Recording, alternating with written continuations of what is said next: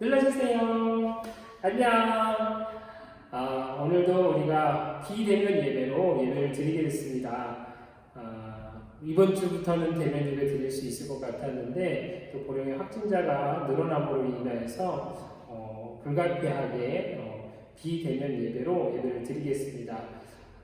속히 우리가 만나서 예배 드리길 소망하고 또 그때까지 여러분들 같이 기도해 주셔서 우리가 각자의 처소에서 잘 거룩하게 생활하다가 하나님을 예배하는 자리에서 다시 모이는 저와 여러분 모두가 되시기를 간절히 소망합니다.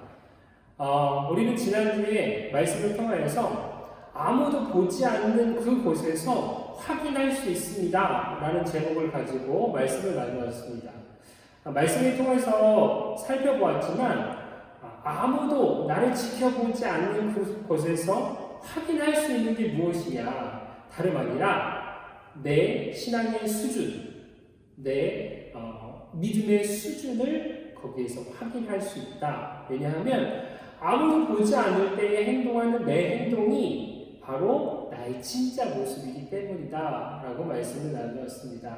여러분, 한 주 동안 홀로 계시는 그곳에서, 혼자 있는 그곳에서 어떠한 모습으로 살아오셨습니까? 바라기는 힘들지라도 그곳에서, 홀로 있는 그곳에서 거룩의 모습을 세워 나아갈 수 있는 믿음의 사람들이 되기를 간절히 소망합니다. 오늘도 요셉의 말씀을 통하여서 우리가 함께 말씀을 나누려고 하는데, 오늘 말씀의 제목은 무엇이냐? 내가 해야 할 몫은 최선입니다 라는 제목을 가지고 말씀을 나누려고 합니다. 여러분, 신앙생활을 하면서 여러 신앙의 서적을 통해서 혹은 성경을 통해서 SNS를 통하여서 여러분들의 마음에 와 닿는 그러한 문구들이 있을 것이다 라고 생각을 합니다. 그렇다면 요즘 여러분들의 마음에 와 닿는 문구들이 있다면 어떠한 것들이 있으십니까? 저는 최근에 제 마음에 와닿는 어느 한 문구가 있었는데 그 문구가 무엇이냐? 결과는 주님께 맡기고 내가 해야 할 몫은 최선입니다 라는 문구였습니다. 여러분, 이미 잘 알고 계시지만 이것이 무슨 뜻입니까? 우리는 신앙인으로서 삶을 살아가면서 스스로의 노력으로, 스스로의 힘으로 아주 좋은 결과를 만들어내고 싶은 그런 때가 있습니다. 물론 나 스스로의 힘으로 좋은 결과를 만들어내는 것, 그것도 중요하지만 더 중요한 것이 있는데 그것이 무엇이냐? 하나님을 믿는 사람이라면, 신앙인이라면 어떠한 일에 대하여서 내 스스로 무언가의 결과를 만들려고 애쓰기보다 그 모든 결과는 하나님께 맡기고 우리 자신이 해야 할 것은 최선을 다하는 모습이 필요하다라는 말입니다. 그리고 이것이 바로 올바른 신앙의 모습이다라고 말할 수가 있을 것입니다. 하지만 안타까운 것이 있다면, 우리가 또 실수하는 것이 있다면 무엇이냐 하면 이것은 알고 있지만 지키지 못한다라는 것이 문제입니다. 뿐만 아니라 계획하고 소망하고 또 꿈을 꾸지만 나 자신이 해야 할 그 일에 대해서 최선을 다하지 않는 그러한 모습으로 살아가는 사람들도 있다라는 것입니다. 그런데 오늘 본문의 말씀을 보면 말씀에 등장하는 그 요셉의 모습을 통하여서 우리가 어떠한 시간의 자세로 어떠한 모습으로 가야 하는지에 대해서 배울 수가 있습니다. 여러분 잘 아시겠지만 사실 요셉의 인생을 보면 하나님의 꿈을 품은 그러한 사람이었지만 그 삶은, 그 인생은 결국 평탄하지 않았습니다. 그는 형들의 시기와 질투 때문에 애굽의 보디발 장군의 집에 노예로 팔려가게 되었고, 또 보디발 장군 집에서는 억울한 일로 인하여서 오랫동안 감옥에 갇히는 신세가 되기도 하였습니다. 물론 이러한 역경과 어려움들이 있었지만 중요한 사실은 무엇인가? 오늘 본문 6절의 말씀을 보면 말씀은 이렇게 기록하고 있습니다. 때에 요셉이 나라의 총리로서 그 땅 모든 백성에게 곡식을 팔더니 라고 성경은 기록하고 있습니다. 다시 말해서 그러한 역경과 어려움들이 있었지만 요셉은 이집트의 총리가 되어서 이집트라는 나라를 다스리는, 관리하는 그러한 사람이 되었다라는 것입니다. 그리고 요셉이 이집트의 총리가 되었을 때에 어떠한 일이 일어나게 되었습니까? 오늘 본문 1절의 말씀을 보면 이렇게 기록하고 있습니다. 그때에 야곱이 애굽에 곡식이 있음을 보고 아들들에게 이르되 너희는 어찌하여 서로 바라보고만 있느냐? 라고 말합니다. 그리고 5절의 말씀을 이어서 보면 이스라엘의 아들들이 양식 사러 간 자 중에 있으니 가나안 땅에 기근이 있음이라 라고 성경을 기록합니다. 말씀을 보면 그때에 라고 성경을 기록하고 있는데 이 시기가 어떤 때이냐? 요셉이 꿈을 해석하는 것처럼 7년 동안에 아주 풍년이 있고 난 뒤에 7년 동안에 대흉년이 시작되는, 가뭄이 시작되는 그러한 때였다라고 성경은 기록하고 있습니다. 바로 그때에 가나안 땅에 기근이 들게 되었고 야곱의 아들들은 이집트로 내려가 양식을 사오라는 아버지 야곱의 말에 따라서 이집트로 내려가게 되었습니다. 그리고 아버지에 의해 곡식을 사러 온 그 야곱의 아들들은 그곳에서 이집트의 총리가 된 요셉을 만났다라고 기록하고 있는데 그 모습을 이렇게 기록하고 있습니다. 때에 요셉이 나라의 총리로서 그 땅 모든 백성에게 곡식을 팔더니 요셉의 형들이 와서 그 앞에서 땅에 엎드려 절하매 라고 성경을 기록하고 있습니다. 여러분 요셉과 요셉의 형들의 모습을 보시면 어떠한 장면이 생각나십니까?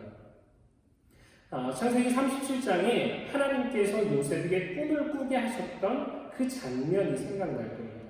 형들의 곡식단이 요셉의 곡식단에 절하고 해와 달과 11별이 절하는 그 꿈을 꾸었는데 바로 지금 요셉이 꿈을 꾼 그 꿈대로 모든 일이 이루어졌다라는 것을 성경은 말하고 있습니다.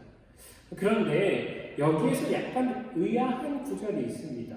구절의 말씀을 보면 말씀을 기록하기로 이렇게 기록하고 있습니다. 요셉이 그들에게 대하여 꾼 꿈을 생각하고 그들에게 이르되 너희는 정탐 꿈들이라 이 나라의 틈을 엿보려고 왔느니라 라고 성경을 기록합니다.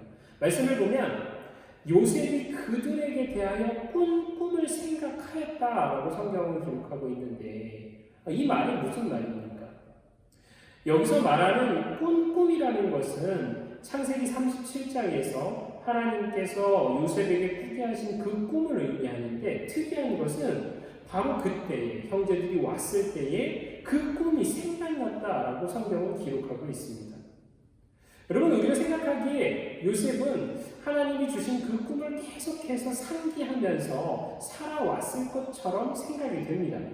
그런데 주석의 말씀을 보면 요셉의 형제들이 요셉의 앞에 와서 엎드려 절하는 그 모습을 보았을 때 불현듯 이전에 자신이 꿈을 꾸었던 그 꿈이 생각나고 그 꿈이 지금 실현되었구나 라는 것을 요셉 스스로가 깨닫게 되었다라고 성경은 말하고 있는 것입니다.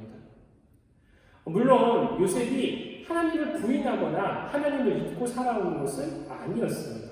그런데 여기서 말하는 꿈이 생각났다, 그 꿈이 생각났다라는 것을 달리 표현하자면 형들이 자신 앞에서 무릎을 꿇고 있는 그 모습을 보고 이 모든 일 가운데 자신의 여태까지 살아온 인생 가운데 이끄신 하나님의 섭리와 하나님의 인도하심을 요셉이 그때서야 깨닫게 되었다라는 것을 성경은 말하고 있는 것입니다.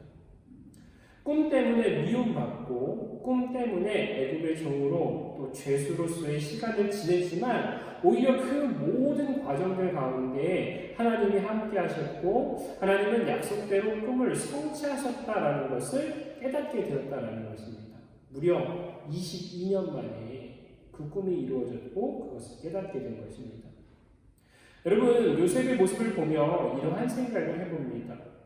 만약 요셉이 자신이 꾼 그 꿈을 생각하고 그것이 언제 이루어질 거지? 하나님 언제 이루어줄 거예요? 라고 막연한 기대감만 가지고 생활을 했다면 어떠했을까? 막연한 기대감만 가지고 어떠한 노력도 하지 않고 몽상가처럼 삶을 살아갔다면 어떠했을까? 아마 요셉은 오랜 시간 동안 꿈이 이루어지지 않아서 또 자신이 처한 상황과 환경들을 보면서 하나님을 원망하거나 하나님을 향해서 원망하는 죄를, 불평의 죄를 지었을지도 모릅니다. 하지만 이와 반대로 그가 가진 모습은 무엇이었냐? 아무것도 노력하지 않고 꿈이 언제 이루어질 것인가 막연한 기대감만 가지고 살아가는 것이 아니라 늘 자신의 삶 가운데서 자신이 해야 하는 그 일에 대해 최선을 다하는 모습을 가지고 살아갔다라는 것입니다. 단적인 예로 생각해 보시기 바랍니다. 보디발 장군의 그 집에서는 어떠했습니까? 창세기 39장 4절의 말씀을 보면 말씀은 이렇게 기록합니다. 요셉이 그의 주인에게 은혜를 입어 섬김에 그가 요셉을 가정 총무로 삼고 자기의 소유를 다 그의 손에 위탁하니 라고 성경은 기록합니다.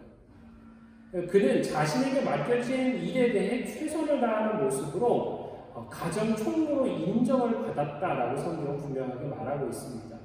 또 억울하게 가게 된 감옥에서는 어떠한 모습이었습니까? 창세기 39장 21절과 22절의 말씀을 보면 말씀은 이렇게 기록합니다.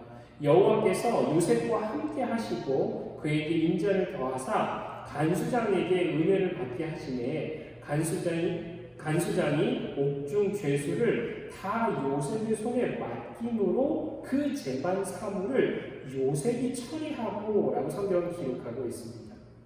감옥에서도 여전히 그는 막연한 꿈만 꾼 것이 아니라 어떠한 기대감만 가지고 있던 것이 아니라 몽상가처럼 살아가는 것 아니라 그 자리에서 자신에게 맡겨진 일에 대하여서 최선을 다하는 삶을 살았다라고 성경은 분명하게 말하고 있는 것입니다.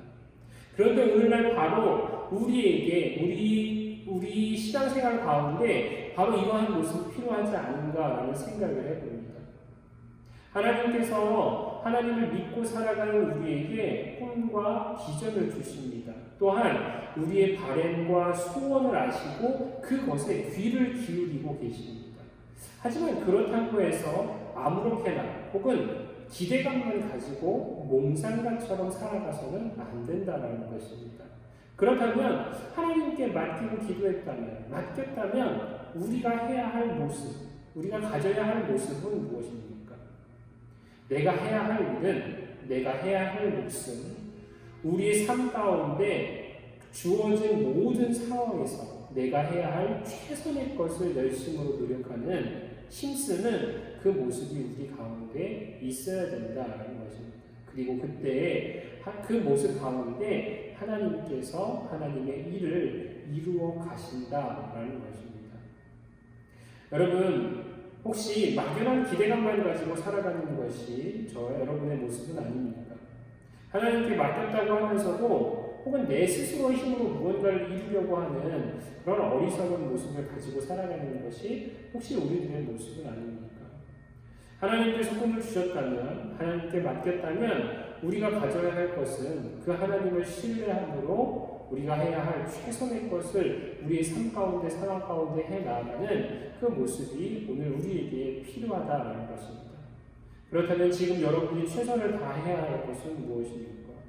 신앙생활과 함께 하나님께서 여러분에게 요구하시는 것이 무엇입니까?